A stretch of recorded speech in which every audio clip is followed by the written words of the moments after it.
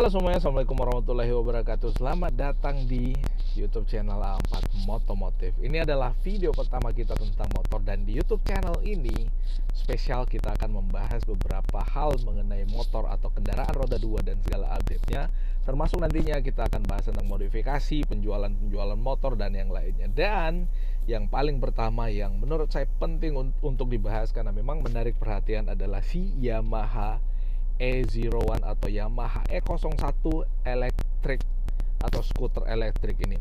Kenapa mobil ini penting untuk dibahas? Kita tahu bahwa di era mobil, di beberapa kendaraan mobil maksudnya, itu sekarang sudah merambah atau sudah masanya mobil-mobil elektrik atau elektrifikasi mobil. Tidak hanya mobil bosku, motor pun itu mengarah ke elektrifikasi. Lalu kemudian bagaimana nantinya dengan nasib motor-motor yang menggunakan mesin konvensional? Ya, kita nggak tahu apa yang terjadi ke depan karena memang teknologi berkembang, dan kemungkinan ya motor-motor yang menggunakan mesin konvensional itu nantinya akan punah. Nah, Yamaha E01 ini kalau kita lihat dari teknologi, oke, ini adalah permulaan mungkin dari elektrifikasi mobil, tapi kalau kita lihat dari desain, motor ini cukup keren. Perpaduan warna hitam dan putih itu warna yang cukup menarik perhatian ya. Dia ala-ala unik dan retro, tapi kalau kita lihat dari depan dan beberapa fitur mobil ini itu kelihatan lebih ke arah teknologi yang modern dan sporty. Nah, motor ini kalau kita lihat dari samping juga unik bosku. Nggak ada spakbornya. Nggak ada spakbornya yang ada di depan, di belakang maksudnya. Tapi kita akan kecipratan lumpur ya. Kenapa nggak ada spakbornya? Maybe ini adalah cara Yamaha untuk menjawab beberapa motor harian yang biasa kita dilihat di jalanan itu yang nggak pakai spakbor belakang, nyampe pasangannya atau pacarnya di belakang keciprat kotoran ya. Tapi ya itulah, demi penampilan ya si doi nggak apa-apa lah, sabar untuk sesekali dua kali di musim hujan aja.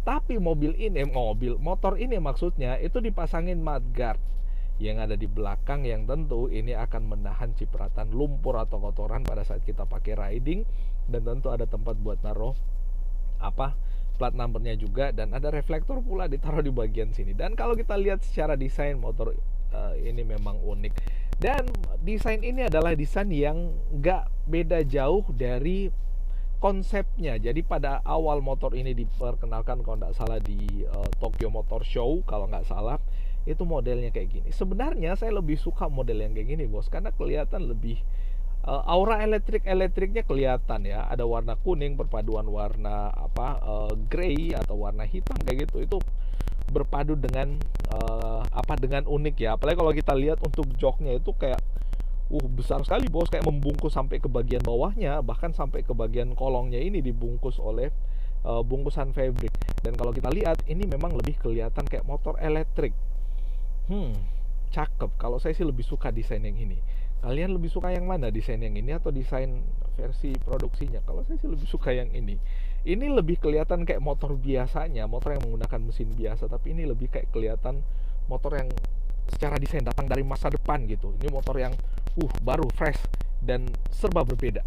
Nah, ini yang saya jelaskan tadi. Untuk bagian belakangnya kalau kita lihat ya, ada dudukan platnya, bahkan sepertinya ada pencahayaan dari atas untuk plat numbernya. Ada reflektor pula di bagian belakangnya dan bagian samping. Lalu kemudian di bawah ini ada dudukan lagi. Nggak tahu ini mungkin dudukan buat yang komunitas motor kali ya. Kalau misalkan mau pasang logo komunitasnya tinggal dibawa di bagian bawah sini kalau dia yang materialnya plat. Dan kalau kita lihat si mudguardnya ini atau penahan lumpurnya ini, materialnya harusnya kokoh. Entah ini materialnya besi apa enggak, tapi harusnya materialnya kokoh, sangat mumpuni untuk menahan beban berat plat number dengan beberapa perintilan yang ada di belakangnya, termasuk menahan lumpur yang pada nempel kalau kita pakai mobil ini di area berlumpur. Dan kalau kita lihat untuk bagian belakang, dia nggak pakai chain atau rantai, dia pakai belt ya, pump belt kayak gitu. Dan ini oke, kita nggak tahu ini gimana cara ya. Oh iya benar, karena kan selama ini CVT pakai belt juga, tapi ada apa semacam puli penjepitnya. Kalau CVT ini kan bukan CVT bosku, ini pakai dinamo motor ini, jadi nggak perlu yang jepitan-jepitan kayak gitu. Keren juga. Untuk velgnya oke, standar lah menurut saya, lumayan. Shock breakernya kelihatan cuma satu ya di situ, dan keren. So far sih menurut saya keren. Kelihatan sporty untuk sisi belakangnya. Motor elektrik yang sporty. Untuk bagian depannya tentu ada bagian pengecasan di situ, dan di sini ada lampu semacam apa DRL ya di situ. Lalu kemudian di sini ada lampu seinnya, yang lampu seinnya ini informasinya mirip dengan yang ada di MT25, berarti ya so far modern juga, sporty juga. Lalu kemudian ada windshieldnya di sini, keren, besar. Bisa dibikin lebih besar lagi, kayak yang orang modifikasi NMAX tuh ada yang dibikin lebih besar lagi, bos. Cakep ya, cakep. Dan untuk plat numbernya ditaruhnya di atas sini dong, bos cu. Ya so far sih suka aja lihat desainnya, keren. Apalagi tempat chargingnya tuh adanya di bagian depan itu. Nah ini kalau kita lihat pada saat lampu DRL-nya menyala dan lampu utamanya menyala, ini lampu utamanya memang benar-benar mirip kayak yang si Moge-nya Yamaha itu, Yamaha M1. Dan keren memang, ditaruh di bawah dengan pakai proyektor harusnya, sehingga lebih terang dan lebih maksimal dalam pencahayaannya. Ya secara fasia sih motor ini kelihatan modern, cuman warnanya aja tadi yang lebih suka yang tadi. Nah ini kalau kita lihat secara desain ya, desain dari dalam pada saat pengecasan, karena di sini baterainya ada di sini ya, dan dia baterai tanam, bos cu, bukan yang removable. Keuntungannya adalah karena ya kalau removable kan, kalau kita misalkan di stasiun penggantian baterai, nanti kita dapat baterainya yang jelek kan nggak bagus, bos. Ya tapi kekurangannya nggak bisa diganti-ganti. Mungkin bisa diganti tapi nggak yang apa ya, nggak yang setiap saat diganti gitu. Misalkan baterainya rusak, bisa dibeli parts berupa baterai lalu diganti pakai baterai baru, mungkin bisa. Cuman untuk flexibility pada saat misalkan someday kita langsung mau langsung pakai, nggak butuh ngecas, karena informasinya motor ini untuk dicas full dengan fast charging itu butuh sekitar 1 jam. Lumayan 1 jam ya menunggu. Dan coba dah dilihat mukanya garang, bos ya, apalagi lampu di bawahnya ini garang juga, lucu tapi garang gitu. Nah motor ini bahkan punya fitur yang bisa dipakai untuk memundurkan motornya, bisa mundur, bisa reverse loh.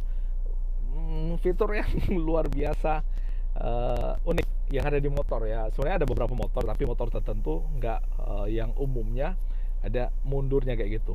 Nah untuk speedometernya juga kelihatan unik ya, pakai LED, pastinya udah digital. Ada speedometernya, ada indikator baterai, ada mode berkendara, lalu kemudian ya ada banyak lah, ada jam, bahkan ada GPS, ada ABS juga di bagian bawah sini, ada beberapa lainnya. Kelihatan besar juga, bahkan kalau nggak salah bisa connect ke Maps juga kalau nggak salah. Teknologinya nggak ketinggalan juga di motor, dan harusnya menarik perhatian lah ya. Untuk rangkanya, E01 ini spesifik chassis design reflecting sport bike development expertise. Jadi expertise atau expertise, silahkan koreksi kalau yang keliru, tapi informasinya adalah bahwa itu merefleksikan sebuah motor sport ya, motor sport yang didevelop sebagai satu rangka motor sport. Dan kalau kita lihat rangkanya memang kokoh di bagian bawah, nggak cukup itu, ditambah lagi bagian atas tuh penahan karena di dalam sini ada baterainya. Keren juga rangkanya, tapi kalau nubruk tetap aja mungkin bagian sini aman, tapi orang yang di atas kepental. Makanya hati-hati pakai motor ini, bosku. Nah untuk baterainya itu bisa menempuh jarak 104 km dengan ya kecepatan konstan di angka 60 km per jam. Bisa lebih cepat dari 60 km per jam tapi lebih boros baterai. Maybe bisa lebih hemat kalau di bawah kecepatan 60 km per jam. Tapi kalau misalkan kita dalam kota sih ya jarang-jarang ya kita nyampe 60 km per jam, apalagi kondisi macet.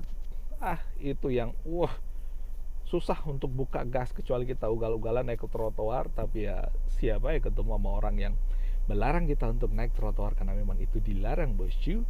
Dan kalau kita lihat nih baterainya, menurut saya sih cukup ya, 104 km daily. Mungkin untuk kalau misalkan contoh saya ini rumah ke kantor 14 km dikali 2 berarti 30 km, 30 berarti masih bisa dipakai 3 hari sekali charging. Pas charging bisa 1 jam, atau charging biasa kalau nggak salah bisa berapa ya, 12 jam kalau nggak salah. Itu sangat amat worth it, sangat amat worth it. Dan ini pasti yang namanya mobil listrik ya, per kWh nya itu kalau nggak salah bisa menyentuh angka berapa kilometer tuh, super hemat daripada motor yang bermesin internal combustion atau pembakaran dalam, atau apa ya, mesin dengan bahan bakar. Ini motor listriknya itu punya output sebesar 8,1 kWh ya, cukup lah ya untuk daily dalam kota. Apalagi ini model motornya Matic ya, so far menurut saya oke punya lah ya. Nah, itu bos yang bisa kita update kali ini tentang motor ini.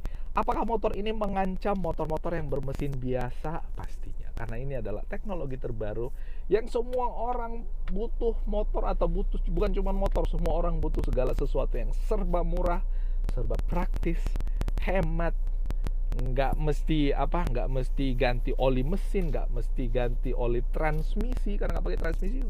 Motor nggak ada oli transmisinya, tapi nggak mesti ganti oli rem intinya, oli mesin intinya, nggak mesti ganti apalagi bagian mesin ya, kopling mesin dan semua yang ada di bagian mesin lah, itu intinya nggak mesti ganti-ganti bos. Super duper hemat.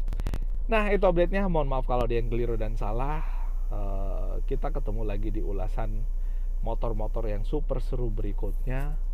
Terima kasih atas perhatiannya, dan wassalamualaikum warahmatullahi wabarakatuh. By the way, buat kalian yang baru ketemu dengan channel kita, jangan lupa like, subscribe, dan videonya dibagikan kemana-mana. Bye-bye.